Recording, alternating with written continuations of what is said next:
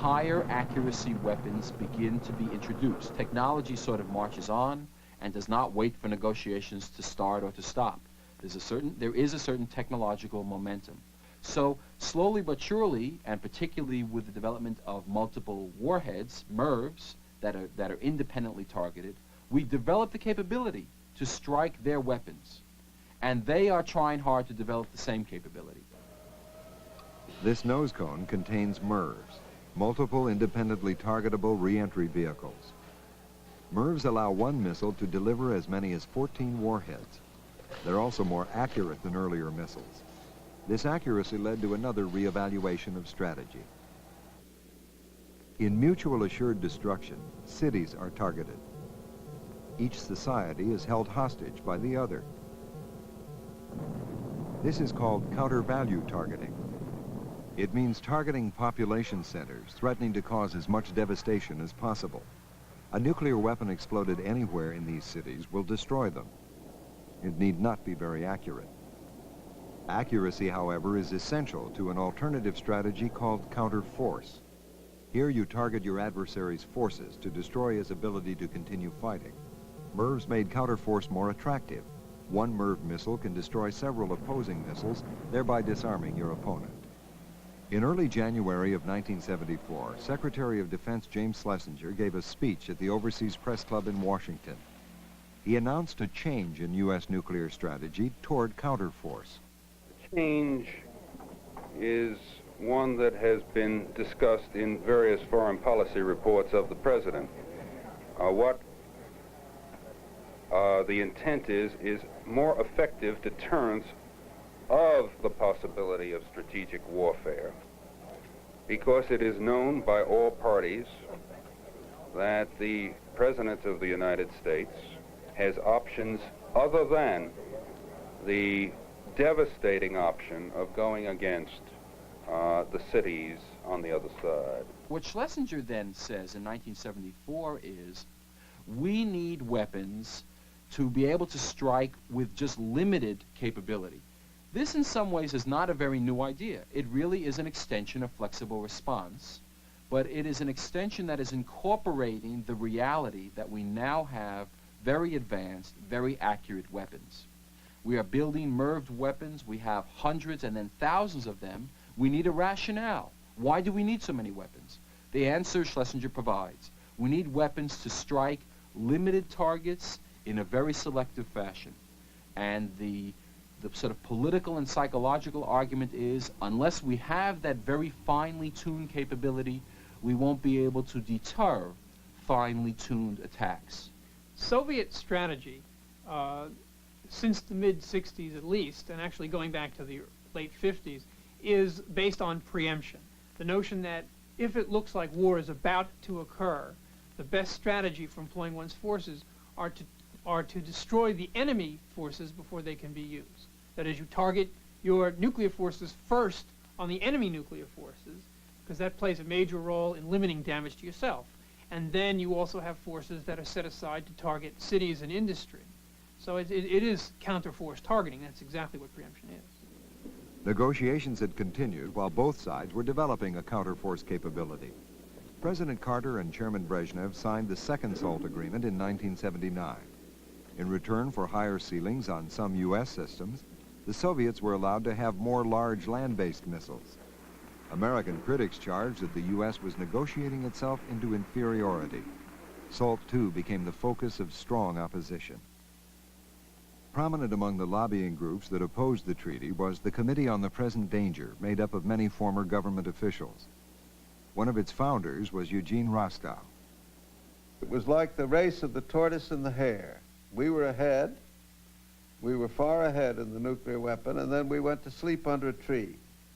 The Soviet Union kept moving along, putting tremendous resources of science and technology and money into the development of nuclear weapons.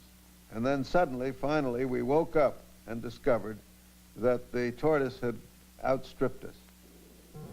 The critics saw the accuracy of Soviet missiles increasing. They argued that the Soviets were out to get a first strike capability that would knock out the U.S. deterrent force.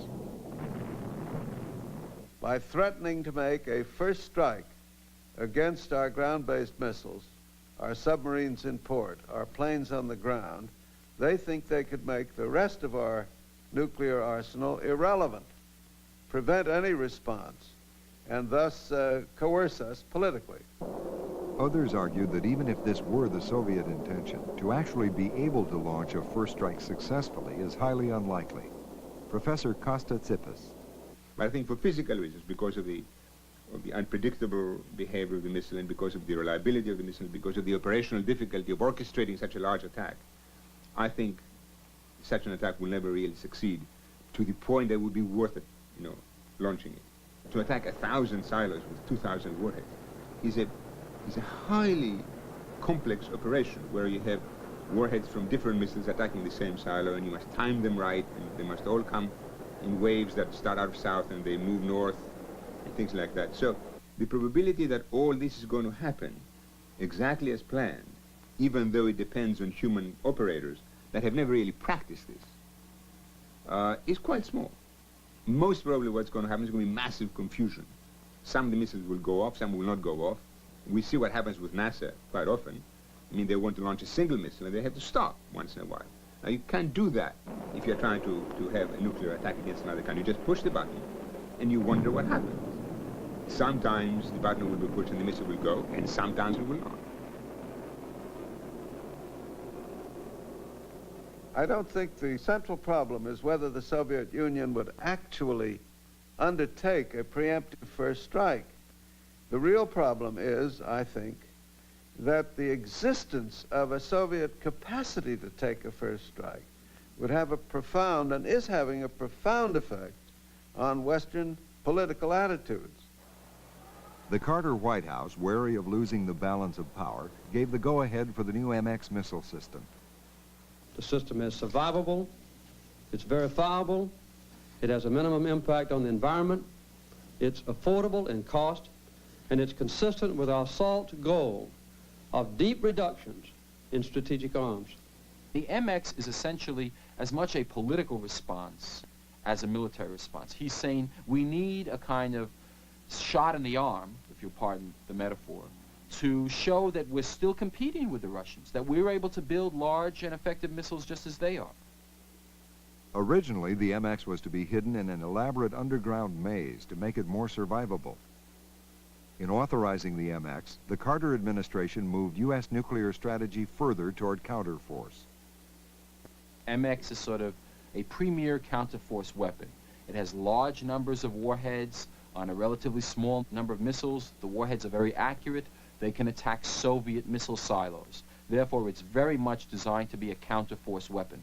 And from the perspective of the U.S. Air Force, it's desirable because their job is, if war comes, to be able to destroy the enemy and to be able to destroy the enemy's forces. And they want the most capable weapons they can have at their disposal. The MX provides them such a capability, even though it makes other defense strategists and other politicians very nervous. It's basically a first strike weapon which threatens the Soviet deterrent and thereby provides them with very strong incentives for launching a first strike to try and destroy our MX before we get it off the ground. In other words, we'd be in a situation where both sides have a strong first punch, and the guy who gets in the first punch is the guy who gets off the better. President Carter authorized 2 other new missiles. This one, the Pershing II, is meant to have pinpoint accuracy. From Europe, it can reach targets in the Soviet Union in 5 minutes. The Pershing was scheduled for deployment with NATO forces because the Soviets had deployed their SS-20 missiles, aiming them at Western Europe. The cruise missile is relatively cheap to build. Twice as long and half as heavy as the Hiroshima bomb, it is 10 times more powerful. It can be launched from the air, sea, or ground. It can travel hundreds of miles, guiding itself with uncanny accuracy. But because it is also so easy to hide, it is extremely difficult to verify in any arms control agreements. Now we're moving into a place where we have a new generation of weapons, Pershing missiles in Europe, cruise missiles in Europe, and the MX and other very accurate long-range missiles based in the United States. Now these new weapons, in my view, do not improve our security. because they are not deterrent weapons. What they are is weapons which are only useful if you use them first. And in fact, they provide incentives for initiating a nuclear war rather than for deterring a nuclear war.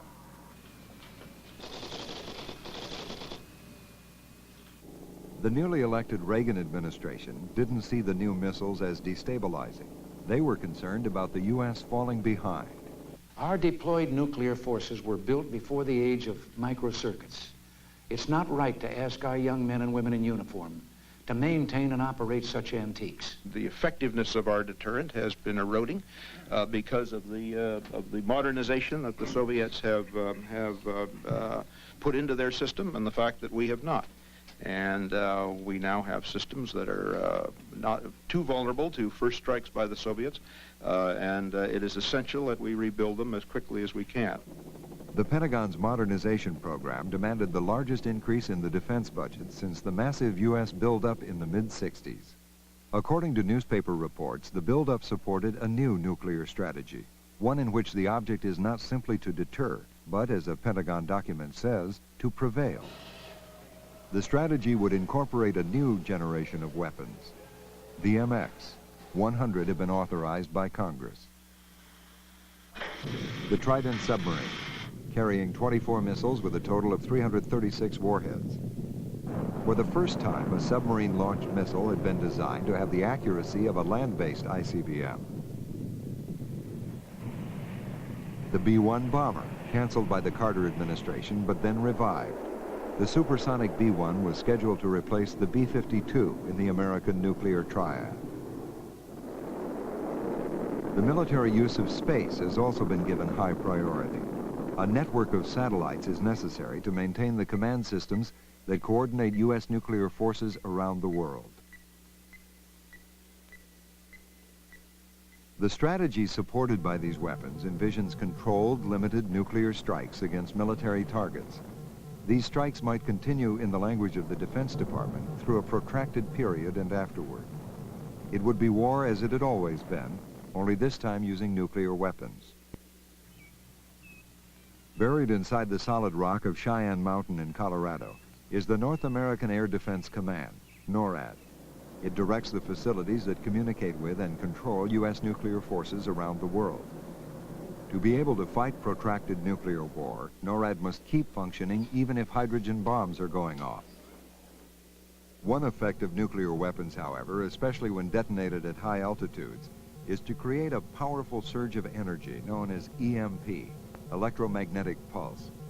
As this pulse surges through electronic equipment, transistor circuits, computers, radar, it sets up currents so strong that the equipment can burn out. In that case, the ability to fight a war, which means to have some kind of control over the actions of your forces, disappears. Therefore, you don't have a war, you just have, groups of people with missiles at their command who do not know what the leadership of the country wants, and some of them may be very conservative and never launch, some of them may say, well, the last thing we have to do is to launch these warheads, and you have a totally chaotic situation. NORAD is trying to develop systems that won't be affected by EMP and other effects of nuclear weapons. The largest single increase in the new defense budget is for making the U.S. command, control, and communications facilities more secure. Do you need to be able to fight effectively a nuclear war in order to deter it? Or if you begin to develop that capability, does it increase the likelihood of actually fighting a nuclear war? This is sort of the conundrum that policymakers are in. Some people, many individuals in the Reagan administration, believe that the more capability you have to fight a nuclear war of all sorts, of all types, of a limited nature and so forth, the greater you strengthen the deterrent. Whereas others feel equally passionately that if you develop all those capabilities, and the Russians do too, then you're marching down the path toward fighting nuclear war. We certainly don't plan to fight limited nuclear wars. We would, however, I think this makes good sense, like to be in a position, if a nuclear war should occur, we would like to be in a position to see that the minimum number of weapons are used and that the war is terminated as quickly as possible. One of the difficulties about preparing to fight limited nuclear wars is that it probably makes it easier to make the decision to use nuclear weapons in the first place. You plan to use these nuclear weapons rather than to just have them there as a deterrent. This is the Arbit district of downtown Moscow, home of the Soviet Institute for the Study of the USA and Canada. The few Soviet government specialists who speak with the Western press work here. Former General Mikhail Milstein. We don't accept any concept of the limited nuclear war. We strongly believe if so-called limited war starts, it immediately will escalate into a nuclear holocaust. For the areas where the limited nuclear war will be carried on, it will be not limited. It will be a total catastrophe. Say if there is a limited nuclear war in Europe, for Europe it will be the end of European civilization. The Soviet strategy for intercontinental nuclear warfare has always been the use of the entire nuclear force against the full array of targets, military targets, political targets, economic targets, and there's never been really any variance from that at all. In terms of limited nuclear war having to do with Europe, that's a very different question. There is evidence that Soviet military leadership does subscribe to some notion of limited regional nuclear war when it explicitly excludes any attacks on the homeland of the Soviet Union. Europe is considered the most likely place for nuclear war to start, since so many opposing military forces are concentrated there. Also, NATO's policy is to use nuclear weapons if it's losing a conventional attack. Military exercises have been conducted to try to determine what might happen in such a case. Participating in such war games when he was deputy director of the CIA, Dr. Scoville. There would be aggression by the Red Team, and they would be using conventional forces, and the Blue Team wasn't doing very well. So the Blue Team would say, well, we've got to convince these Reds that we're serious, and we'll drop one nuclear weapon on one of their tank battalions and wipe it out, and that'll scare them off, and then we'll have ended this war. And that was the jumping the fire break to using nuclear weapons. But the problem was that it didn't end the war. And in the two cases where I fought this kind of a mock battle, the end result was there was not only no Europe left when we got through, there wasn't any United States or Soviet Union as societies as we know them today. Whatever we may think now, if a nuclear weapon is ever used, the world will discover, however suddenly, that it has an enormous interest in constraining that use of nuclear forces.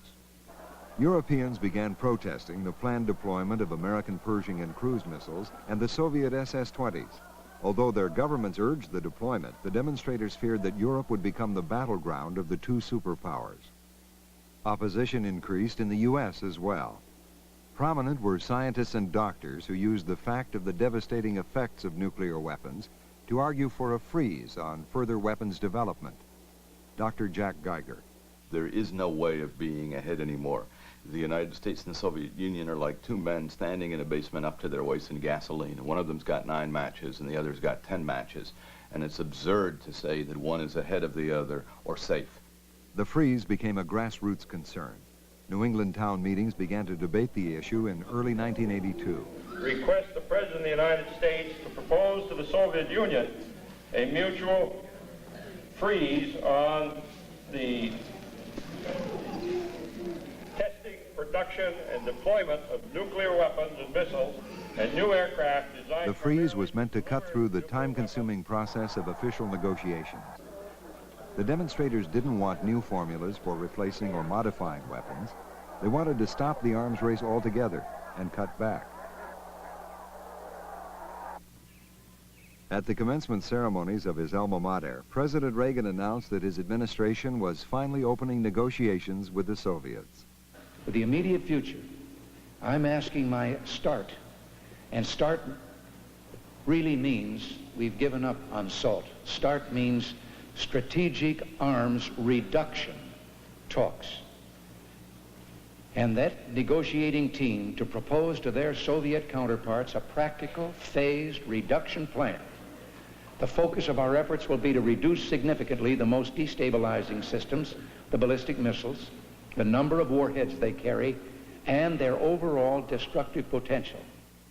The START talks began in Geneva in 1982. But after a year, neither these meetings nor the negotiations over missiles based in Europe had achieved any visible progress. In Moscow, Vitaly Zhurkin. I personally don't see any anything positive there. I see an attempt, first of all, to decrease, to limit and decrease only those systems of strategic weapons where the Soviet Union is stronger.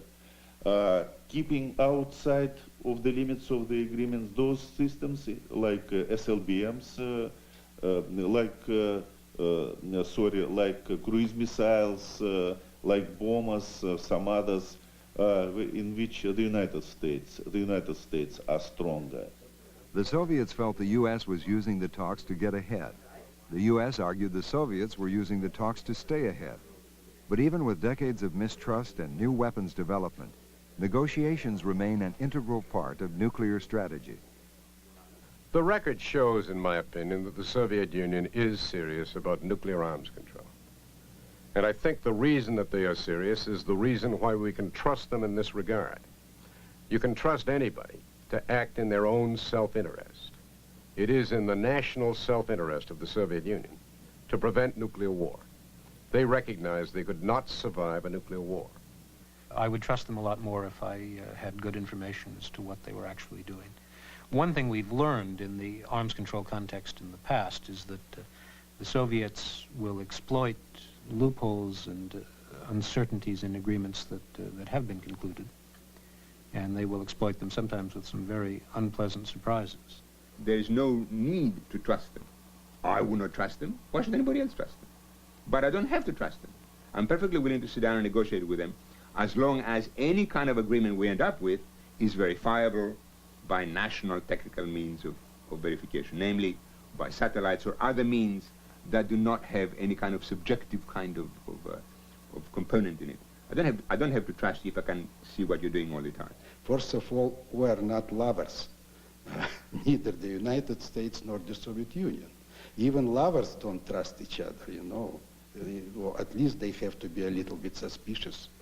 But speaking seriously, well, it comes, first of all, through talks, through negotiations, through verification. It comes through coming to an agreement, a real agreement, which based on two principles which were accepted by four American administration, parity and equal security. And if all these things are fulfilled, I mean, going to life, then the trust will come somehow. The general thrust of administration policy has been to propose to the Soviets reductions in forces, strategic forces, and theater nuclear forces that would have the effect of reducing the threat that we perceive emanating from the Soviet Union, and would perhaps, one doesn't really know quite what they think, reduce the threat that they may perceive coming from the United States. And that situation is a much more stable one than the one we have now. Today, both sides face each other with huge arsenals and with strategies and weapons that may make war and accident more likely. But in April 1947, the United States had 0 ready atomic weapons. And now we have some 25, 30,000. The Russians have some 15, 25,000, adding up maybe to 50,000 total or more.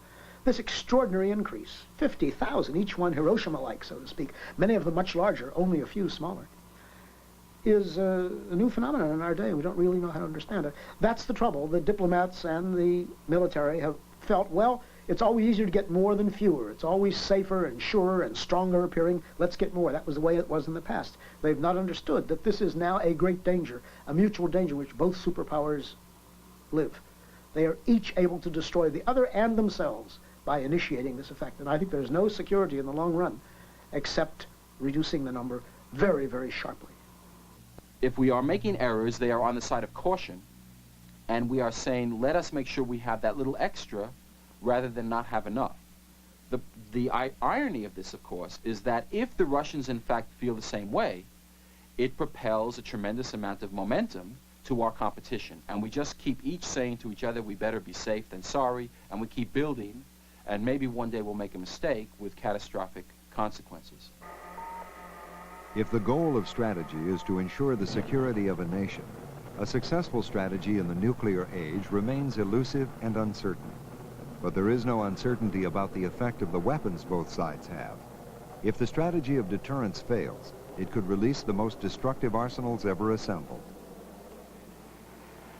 In World War II, the total destructive force expended by all the warring nations amounted to roughly 3 megatons. A megaton is the destructive force equal to 1 million tons of TNT. From 1939 to 1945, about 3 million tons of TNT were exploded. 3 megatons. Today's nuclear arsenal is equal to almost 15,000 megatons, nearly 5,000 World War IIs, ready to be unleashed at a moment's notice. If this arsenal were made up of only Hiroshima-sized bombs, and if one bomb were dropped every 3 seconds another Hiroshima, the nuclear rain would fall for 40 days and 40 nights without end.